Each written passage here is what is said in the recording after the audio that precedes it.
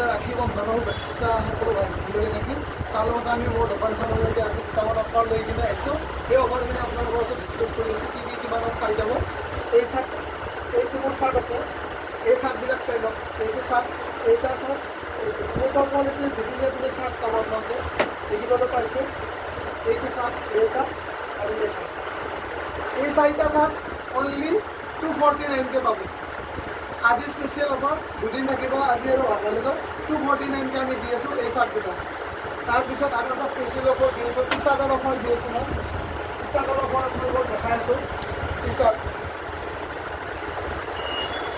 এইবিলাক পাব 299কে দি আছোঁ। এইটো টি চাৰ্ট 299কে দি আছোঁ। এইবোৰ টি চাৰ্ট চাই ল'ব পাৰে আপোনালোকে।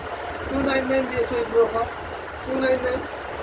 এইটো চাই লওক, এইটো চাই লওক, 299 এইবোৰ অফাৰ 299 দি আছোঁ।